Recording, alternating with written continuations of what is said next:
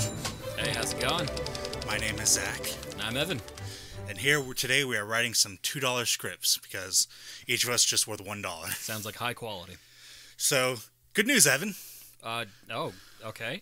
Go. I just got a call from a studio, which will remain unnamed until the future, Yeah. and they've Is it told Skywalker us Studios? don't give it away. And they've offered us an unlimited budget for us to do one script. Okay. We'll each pitch one. Mm-hmm. And we have to make a movie or TV show based on our favorite video game. Oh. But they gave us a limitation. Okay. We cannot use any Nintendo property. Ah. Playing hardball here, I see. Okay. And And? no Metal Gear Solid. Oh, you poor man. So So- basically you'd just be releasing 4 as, the playable disc that you put into your PS4. Yes, I know. So, All right. So how this works Mm-hmm. is now that we have been given our prompt by the head studios up in the sky of the movie industry, Yes. we now deliberate and we each come up with what we'd want to make. Mm-hmm. So let's take a moment to think. I've already got 2 ideas cooking. Okay, well, which idea do you feel more strongly about? I think the one that would be more highly regarded would be to do Infamous. Infamous, okay? One of my favorite franchises that's not a Nintendo property, actually. Okay, so let's talk this through. So you say Infamous? Do you mean the original Infamous? Like Yes, it would be based upon Cole McGrath. Cole McGrath. Okay, would you do? So which characterization would you base it on? I would base it on 2. My favorite characterization of Cole McGrath. Okay, When he's preparing for everything. Of course, it would probably start more around his origins in the first episode, and then we would speed forward to the second game after that. After he's defeated Kessler, we probably honestly would kind of move away from Kessler. Honestly, So the obvious limitation with adapting a video game is that you can't. It's like it. So, I guess step back. Would you do a TV show like a short series, or would you do a movie? No, it would be a TV show. It would be, let's say, 6 episodes. Like a kind of a like an AMC like mini series. Yeah, Or like a exactly. HBO Yeah. mini series. Yeah. But even then, if you could do like an hour or 2 hours an episode, that's still like 10 hours. Yes, exactly. At the most, and you can't get absolutely everything from him, because if you're doing Cole's whole story, that'd be Infamous 1 and 2. Exactly. No, 1 would be the origin of his powers. That's just what it is. And it ends with the Beast coming into, obviously, full fruition and power. Okay. He defeats maybe 1 or 2 rogue conduits, probably just 1 over the course of that episode. Somebody who's low-level, baseline kind of stuff, while he's learning about these powers that he has, and he's learning to adapt to them. And at the end, he learns about the Beast. But it's not just, in this version, his destiny to destroy the Beast, as it sort of is in the original Infamous games. He's basically the one that's considered the person who will save everybody. He's just one of many conduits learning their powers, who's going to attempt to attack the Beast and stop it. We just happen to be following him. Okay. So you'd kind of mix in some of like Infamous Second Son in that. Yeah, well, see, I feel like, because they expanded the lore with the conduits and everything, and they started to show us new ones, and we knew that there were other ones in the first 2 games. Yeah. They actually featured pretty heavily in the second game, and they were mostly antagonists in the first game. But yes, it's sort of a mixture of all 3 games in it, really. Okay, so let's say you said 6 episodes. 6 episodes. So let's go through each episode like piece by piece, kind of try to figure out where we're going to go with it. Okay. So you said it's going to end with the Beast. Did the Beast end the first game? He did, yes. After Okay, you so- beat the main boss, Kessler, he sort of informed Cole in such a way that there was something horrible coming, and that's why Kessler did all this to accelerate Cole's powers, because this monstrous beast was on its way, and the first game ends with him learning about the Beast. Now, the Beast doesn't actually show up until the very beginning of the second Okay. game, but he's basically the bookend. Okay, so would episode 6 be his face down with the Beast? Yes, Or would it, episode 6 would be his face-off Okay, with so the it ends Beast. in Infamous 2. It ends on Infamous 2, yes. Okay, so what's the first episode? The first episode takes place in, what was it called? Champion City, I think it was. The New York parallel to Yeah. it. And obviously Cole is a courier at that time. I think that's a good story beat to keep. But he learns that he has this ability. I can't remember what the name of the device that they used is in the game to activate his powers, but basically he's carrying this device there. Of course, it activates his powers. A whole bunch of people get sucked in, and the whole thing happens where it drains their life energy in order to activate his powers. He's learning that he can use all this stuff. And another person is currently rampaging the city. Let's say that they were rampaging the city before all this happened to Cole. They were some new kind of threat that people didn't understand. So Cole thinks, I have these powers, maybe I can do something about this. So they go after him. And the episode would end with the emergence of the Beast. Okay. Completely wrecks Champion City, just like he did in the beginning of the second game. So Cole begins traveling.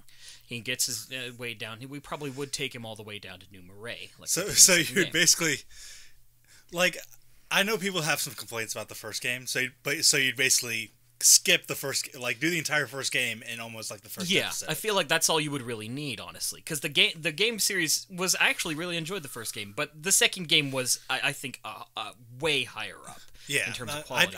I'd probably agree, especially in terms of its world building, which is what all of this would be based off of. Yeah, but you'd still have to like build up his powers a bit. So I'm guessing you'd put that into the New Marais arc. Yeah, well, that's why he moves down there, because the Beast's Emerge is at the end of the very first episode and basically wrecks him with like 1 or 2 hits. He's not being able to do anything, and he's watching the city get destroyed. So it'll probably end there, like on a cliffhanger for the very first episode. And the second episode starts with him, coming back into consciousness after being knocked out and seeing that it's wrecking the city and thinking, I can't beat this now as I am. But he will have come into contact with, probably like Quo or somebody from the organization in the first episode that says, hey, we have a base of operations down in New Marais. Okay. Let's get you down there, and we'll start training to see if we can do something to defeat this thing. Okay. And from there on, basically all 6 of the episodes will take place in New Marais. Okay. He'll meet other conduits. He'll work with Quo. So episode 2 is basically kind of introducing the new location, kind of, which I think that's an interesting way to do the first episode. Is like, because it's kind of like it does an immediate punch that I think that a lot more shows should do, which is it's kind of it's very cost ineffective, but I always find it interesting when shows set up a norm and then immediately destroy it. Yep. Like I think we were actually talking about a show, popular show, Dragon Ball Z earlier. Episode 3, the main character dies. Yep. Of course, he's brought back later, but that's another thing. So I think it's interesting is if you set up this whole city, this whole big New York City, and then just destroy it and move somewhere else entirely. Yeah. So episode 2, we're kind of setting the new one. Episode 3, what were the main villains in 2? They were like the government facility. No, in 2 it was that militant man whose name for some reason I can't remember off the top of my head, but he was basically mobilizing the people and creating his own army to fight against the conduits. Yeah.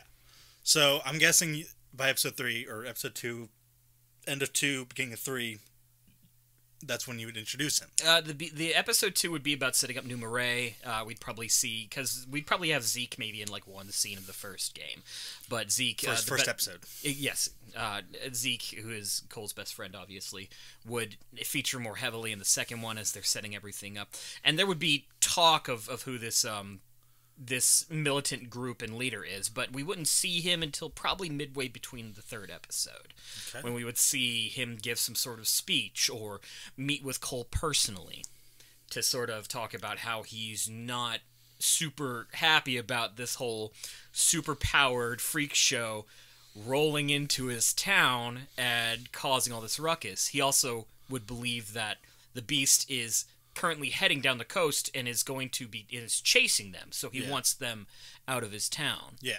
Because he doesn't want, obviously, the Beast coming and wrecking New Marais. So, episode probably 3, and I would say probably a good amount of 4 is probably going to be fighting, kind of introducing this main villain and kind of doing the back and forth between the two. Episode 4 would be the one where he's defeated, because as it's revealed in the game, he himself is a conduit. Although I believe he was a forced one. He faked his powers. He gained them through science, not through nature. Okay. That it may have just been some small part of him that he exacerbated, but he turns into like that lumbering giant thing. Episode 5 would be the Beast as he appears in his human form in the second game, talking with Cole. Basically meeting with Cole on common ground and saying, making him an offer and sort of taunting him throughout the entirety of that episode.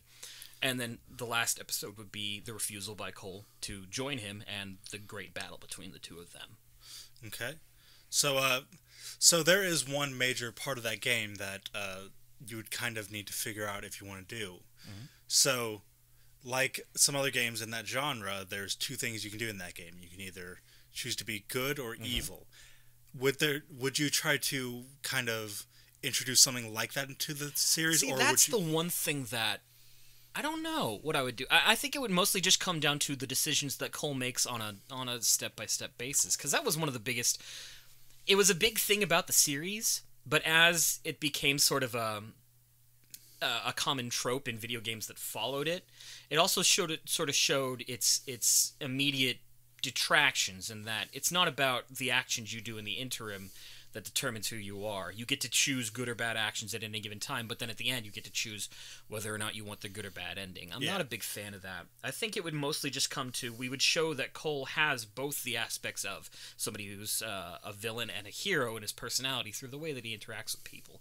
He may have villains that he shows mercy to. He may have ones that he doesn't show mercy to because he really doesn't agree with what they're about, or he's personally feeling incredibly enraged at them or something like that. I think that would be the easiest way to do it without having to do a whole quick change thing, or otherwise maybe do like what they did with the ending of Clue, where they were like, here's how it could have happened, here's also how it could have happened, but here's how it really happened. I think like it'd probably be easiest to do to kind of like skirt the line, almost like show that he's mostly good. Here's actually, what I think would be best is if you do a secret 7th episode. You don't make it known or mentioned or anything, but the secret 7th episode is the 6th episode again, but him playing out as taking the opposite choice for it. Okay. Make that like if you were to release a DVD or something, that would be like a bonus on it or something like that. That might be a fun thing to do. So do you have any ideas for like who you would have play some of these characters? Cole would be a hard pick. And you know me, I was very picky about Cole, especially because I loved how they did him in the second game way more than the first. You know who might be a good Cole? Who? Is Channing Tatum. Yeah, I could see that. Buzz him down and all that stuff. I was about to say, kind of like thinner, like a little thinner, but still like built. One of the things about Channing Tatum, though, is that he's very perfect. He's a little too specimen-ish for that kind of thing. Yeah, but I mean, you could rough him up. You could. I mean, and he's definitely done it. I don't know. I'd want to go with somebody unknown, really, more than anything. I think we already know who might be playing Zeke, and that'd be Nick Frost. Yes, exactly, because that's who he is, basically. I'm not sure. Casting would mostly be unknowns. I'd like to mainly do small celebrities or unknowns for the most part. That would basically be it. But I think that would be a pretty good series to go with, especially because everybody's coming out with the superhero things now, and that was one of the few superhero games that was very, very good in the way that it went about both of its lore and its character creation, because Cole was an incredibly interesting and charismatic character. I think it would work well. Okay, I'm going to take a short intermission here while we figure out what my thing's going to be, and then we'll be right back. Well, if you'd like, I can talk about the other thing I thought of. Yeah, go ahead. The other thing, it's a lot less formed, obviously. It's very basic, but the idea was that you could do a series of comedy shorts based on Katamari Damacy. They don't need to have any bearing of story, any semblance of that nature. They're basically just maybe like 5-minute shorts of just the random nonsense that happens in that series, featuring, of course, the king of all cosmos, the prince, his mother, things of that nature, going about ridiculous situations in their daily lives. I think it'd be a nice little series. I don't think it would be nearly as successful or marketable as Infamous, but I think it's something where people could really experiment, both with animation techniques and just with comedy in general, because that game is hugely experimental in the way that it handles its comedy. Yeah. So I'd like to see that tried. Yeah. So we are going to take a quick intermission because I need to... We'll see you guys after the break.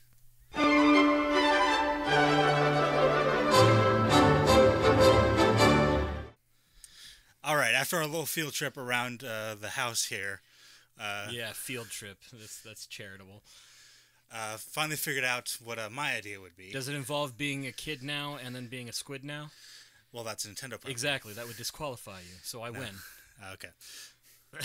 So what did you pick? Episode over. What did you pick?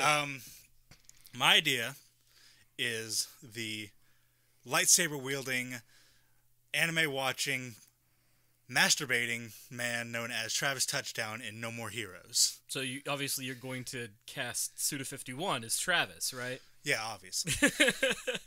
Actually, I think it's a good. I think it's a good pick, honestly, because it's got exactly what you would need for that kind of thing. I would honestly cast the person that Travis Touchdown is kind of based off. Johnny of. Knoxville. Johnny Knoxville. Yeah. Well, it's right up his alley, honestly. Yeah, I mean, he might be a bit old, so I might do. God, there was someone else recently that I saw. You could do old and grizzled Travis, who still acts like he's regular Travis. It's just that he fumbles more. I can say, as long as he can get the hair up, you can probably do Aaron Paul or someone. I mean, there's a ton of people that you could do. Aaron Paul would actually be a really interesting choice. The cast that you would need to get would need to be all over the place too, because there are some wacky characters. I mean, in that franchise. So going on that, if I got my choice, which obviously we're making this up off the top of our head, so obviously I get my choice. I'd probably make this an AMC style series, probably not 2 hours each episode, but maybe between 45 minutes to an hour an episode. And each episode, of course, is a ranking battle. Yeah. Here I'm actually. So he was what? He was 11th, and then he killed the 10th. So there'd be 10 episodes roughly. Yeah. No More Heroes ranking battle. Oh, would you get David Tennant to play his brother? Yeah, David Tennant would probably be a good Henry. So let's. I'm gonna look up the thing here. I literally just started replaying that game. I need to play more of it. So, the first one would be kind of the very quick backstory of. I need to stay.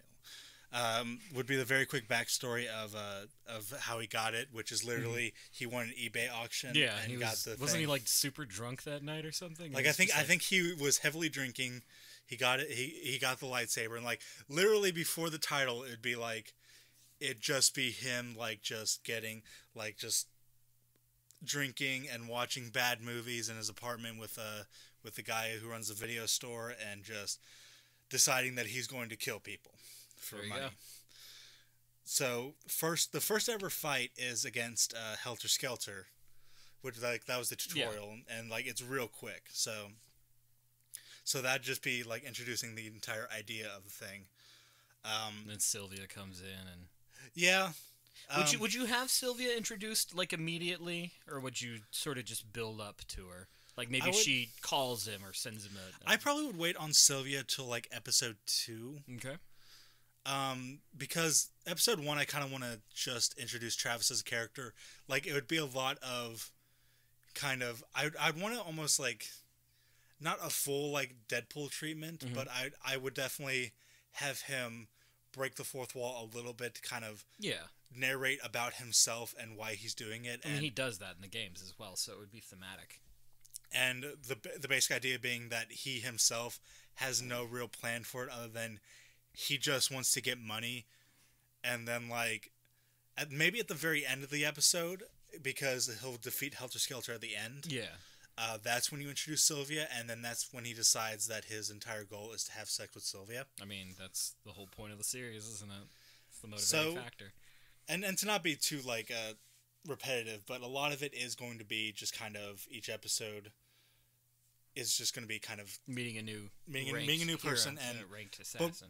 But what I would like to do, and this is something that you can kind of tell that Suda wanted to do with this game that he never really got to do very deeply, is that he definitely wanted to go over the idea of this kind of mindless entertainment and what it means to be just.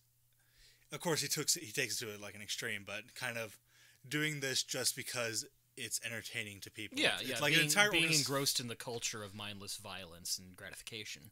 Yeah, that's what the whole game is. Yeah, he goes up against death metal, and he just kills him because like that's just what he does, and he kills 10 people because he thinks it's going to get him laid. That's literally what he does. That's the entire motivation. Dr. P, like the first two are, I think, would be more to set up the whole idea of the organization. So it'd be Helter Skelter Helter Skelter Death Metal and Dr. Peace, probably the first three. Then kind of setting up like, okay, the rules are you have to fight through people to get who his lair. You have to fight the main boss, and then you get paid. I'd want to go a little deeper into the actual organization of it, like go to the actual UAA headquarters. We'd also probably about the third episode before he meets Dr. Peace.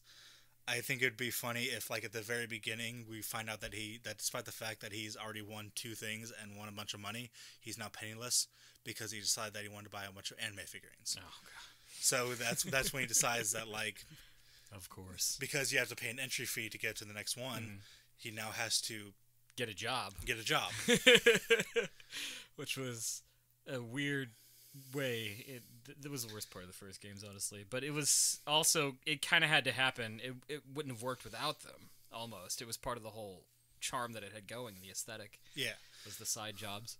So then he finally gets up to Dr. Peace, which was in a stadium. Oh, you could see it. You could show him trying to control his temper as he helped him customers at Suplex Burger. Yep. Burger Suplex.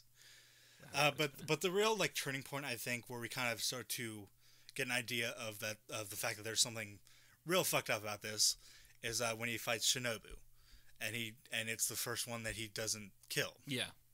Which pisses off Sylvia because that's the entire idea of the UAA is you kill the person that you fight. So it'd kind of be a situation of almost like what I call meaningful filler is it's a kind of a filler episode, but there's meaningful stuff that happens in it. Yeah. So like the Helter Skelter Death Metal and Dr. Peace, they're kind of filler episodes, but there's some stuff happens in it, like setting up the world, setting up UAA. Yeah, they're easy shots that you use in order to bring the bigger arc in. And then Shinobu is when the bigger arc starts coming in of like, because a lot of what he wants to do in later series and in like No More Heroes 2 is that he wants to bring on the entire company, the whole entire UAA. Yeah. So that's, I think, when he starts to realize that, like, he's fighting a girl who's, like, 16 years old. Yeah. Like, she's kicking his ass, but he's still fighting a girl. She's just making bad decisions, and he's like, I'm not comfortable with this. Yeah. And then Destroy Man is Destroy Man, which I think would be just a fun episode. Yeah, that's going to be great. But then you get, like, Holly Summer, who's the army girl on the beach. She was the one with the prosthetic leg? Yeah. She was my favorite, man. And that like, such a I think tearful... I think with her, that's when you start to realize that, like, they do this just because, like, once they're in it, they have no other choice now. This is your life from now on. And then you get Let's Shake. That's when you introduce Henry. Because Henry's the one that kills him. Yeah. Yeah. And so he's really angry at that. So you start to get this idea that, like, maybe it wasn't just Travis being drunk that decided to get into stuff. Yeah. Now that you start introducing this family aspect to it. So he finally meets his brother, Henry, and before we can really know too much about Henry, he disappears. Just like in the first game. And then you get down to Harvey Mausowitz Wodorowski. Which I need to actually click him to see who that even is. Yeah, I don't remember a whole lot about that guy. Let's see. Is he the one... He had like a suit or something? Am I remembering that properly? He was like a magician. Oh, yeah, the one that took place on the stage. Yeah. Yeah, in the theater. That was a weird one. Yeah, I think I would take him and Speedbuster, which is the old lady with the big cannon. I would just kind of combine them into one episode because they're not very important. They don't. Honestly, I think you could skip over them entirely. Like have it be. But we still have to show that he's getting up in the ranks, so we still have to go through them. It might be a good opportunity to show that there are other assassins vying for that spot as well. Yeah. He learns that they were killed just completely off screen. Yeah, like I honestly, like at that point, I might even introduce like either characters that aren't from the series or just make up some other ones. Like one thing that I always wanted to see in the game that never really happened is I would want it. It only happened once in the second game, which is I wanted him to fight people that were below him because as he's getting higher in the ranks, there should be people coming after him. Yeah, yeah. Which it only happens in the second game when you fight Kimberly, I think her name is. The schoolgirl. Travis's biggest fan. Which I might even introduce Kimberly. Yeah. I mean, even if you don't have her fight, just sort of show that she's there and she's watching him. The penultimate episode is against probably one of the most popular characters in the series. Bad Girl. Bad Girl. Bad Girl. And that'll be the kind of culmination of Sylvia showing that she has this control over the characters. Mm-hmm. Showing that the characters in there are kind of stuck in this system where they can't escape. They either have to kill or die. Yep. And we might even start introducing the idea that there is a deeper level to Travis's involvement. Maybe something Sylvia says kind of slips up, and which leads to the final episode, which is he goes to fight Darkstar, only to find that Darkstar is dead. Yep. And that it's been replaced by a girl named Jean, who is Travis's sister. Yep. Spoiler. Which I'd still probably use the same joke that they do, which is just fast forward the entire explanation. Just go through everything. And then have them fight, and then kind of through that fight, kind of rewind and kind of go back and find out that his involvement was completely placed. We find out that Gene set up the auction so that he would win it and get involved. We find out that Sylvia, of course, is dating Henry, and Henry and Jean probably were working together to get Travis in because both of them hate Travis for being the only one that didn't get his life fucked over. Yeah, by choosing to become an assassin way after the fact. Which is another thing that they kind of don't go into the game, is the fact that Henry and Jean are also brother and sister. Yeah. But it's revealed that... I think half-brother, isn't... well, they may be, like, full siblings, but Travis and Henry are half-brothers, I believe. But in any case, they are family. Yeah, Henry is her half-brother, but... Yeah. But the fact that she had, like, a real bad upbringing, and, like... Henry, they don't really go into Henry's backstory. They really don't a whole lot. I think they did a little bit more in the second game, but he was mostly just, I'm a member of your family, Travis. That's what it is. I show up every now and then, and I say some nonsense, and I disappear. Which, of course, and then I fight. Was it him that fought the weird anime mecha girl in a dream sequence? But at the end, he ends up defeating Jean. And that's when he just kind of reveals that he just did this because he wanted the money. And also sex. There you go. And so... He finally gets it! Yes! And so he walks away triumphantly. They do the walk down the road into the sunset. Walk into the sunset, of course. And the credits are rolling. And then just gets cut in half in the middle. It's like to be interrupted by the fact that he goes to get his prize from Sylvia, which is sex. Yeah. And then he finds out that she's married to Henry. And she's not giving anything up. Yep. So, in the end, they end up fighting. Yep. And that's the actual end of the episode, is there you go. Them in the middle of the fight, and you never find out how it ends. That sounds about right. I like it. I think it's good. You had unlimited budget. Somebody I'd really love to see take a crack at being the director on this, obviously, Edgar Wright. It seems exactly like his style of comedy. Yeah, he. I'm guessing more based on his work on Scott Pilgrim than anything else. Yes, of course, obviously. Well, I mean those two things have, I wouldn't say parallels, but man, there's so much in common in between those two things. Yeah, I'd want Edgar Wright to direct pretty much everything because he's possibly one of my favorite directors of all time. This is exactly his style of thing. It's big, it's flamboyant, it's very experimental, it's out there. It's meant to be inimitable. Yeah. And that's what he is. That's his style all over the place. Yeah. And kind of similar to what you said, I'd like some unknowns, like definitely some of the bigger names, like I said, maybe like Aaron Paul, David Tennant, like Sylvia. Oh, what's her name? Who has like the cheek dimple thing? The cheek dimple. Oh, Natalie Dormer. Natalie Dormer. I'd maybe? actually say probably like Cara Delevingne. No, Natalie Dormer would be a good bad girl. Cara Delevingne. Anyway, yeah, she would. Um, I mean, a lot of them I'd say go for unknowns because the whole point of these villains is that they're meant to be ordinary people that you wouldn't know about. yeah. You'd have to get like a really super ripped guy to be Destroy Man, but you just have to find somebody who's hilarious for Destroy Man because that dude is crazy. Actually, I'd want to do like John Cena. Yeah, right. That'd be perfect. But yeah, I guess since we wrote the scripts, I guess we should go and see if we can sell them somewhere. Let's do it. Let's get those $2, man. $2. Yes. On this unlimited budget.